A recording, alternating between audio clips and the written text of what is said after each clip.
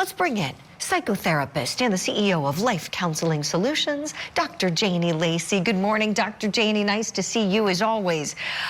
Would love your take on this. And I want to start, we know you haven't personally evaluated her, but tell us what's standing out to you as you evaluate the facts that are public about this young lady. So what stands out to me, Julie, I first asked that question that everyone's asking, was she insane? But, you know, when I think about it from a clinical sense, meaning does she have a mental illness? I would say possibly, right? So when we think about adolescents in particular who come from homes where there's domestic violence, there's drug exposure and chronic instability, we can see even at the age of 16, there's emerging personality pathology. They develop attachment disorders. They have trauma responses. So all of those things are possible. But, you know, if I was to, look at from a legally insane point of view, based on what we know publicly, I would say that that's a very difficult argument to make because I think a couple things. She calls 911. She posted grief videos, as you mentioned, for months. She reached out to true crime influencers and said about the coverage is going to be a big hit. So, and commenting on videos. So all of this stuff to me, and even planning her funeral, her parents' funeral and delivering the eulogy, to me, this suggests a person who was cognitively intact and aware of the consequences. And when we think about engaging in calculated behavior, to me, that's not insanity. That's something completely different. But Julie, what I would also share is that what strikes me about this case is the family history, right? Sarah's parents had a contentious divorce when she was 11. There was allegations of drug use, I believe, and exposure to meth. There was an incident where her stepfather accused her mother trying to run him over. So Sarah herself told police as an 11-year-old that she felt unsafe. So what we know, Julie, is that when a child grows up in chaos, and we know from research that adverse childhood experiences, what we call ACEs, are strongly correlated with later mental health problems, emotional dysregulation, and yes, even violent behavior, Julie. But trauma is an explanation, not an excuse. Yes. Boy, I could listen to you all day, Dr. Janie. I really could talk about this. Digging in a little bit deeper, if you don't mind, please. Something, we notice when we see her in these various hearings, there have been a lot of tears.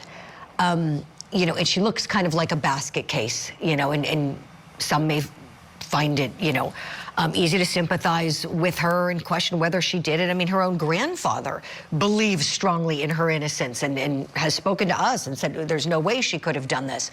That being said, police worked this case very carefully. They didn't jump to conclusions. We know it was many months before they firmly said she's the one that committed these homicides.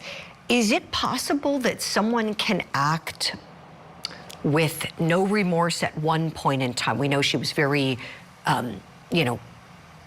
collected, to a degree, calm enough to deliver a eulogy in front of a lot of people. But then months later, she's in court and things are getting real for her. She's breaking down. I guess what I'm asking is it possible that, she could exhibit one behavior at one time and then a kind of a different face at another time?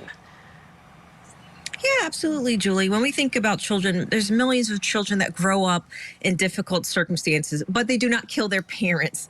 So I think while her trauma history is very relevant, it doesn't necessarily mean that there's insanity, for example. But what I would suggest is that when we look at trauma-related disorders like PTSD, complex PTSD, or developmental trauma disorder, given her childhood, this would not be surprising that one moment we're seeing emotions, another moment she's not seeing it. We're not seeing any type of emotions, because potentially with what we know, the evidence in this case, and what we know about childhood trauma, is there could be emerging personality disorder, right? And we could potentially, that's what we're seeing, because at 16 we can't formally diagnose most personality disorders, but you can identify the traits, antisocial traits, borderline traits, narcissistic traits. Any of these could be present. So as I'm watching and seeing the emerging of different responses, these are the types of things that I think about when we think about executive functioning and impulse control, especially for a 16-year-old, because we know that their prefrontal cortex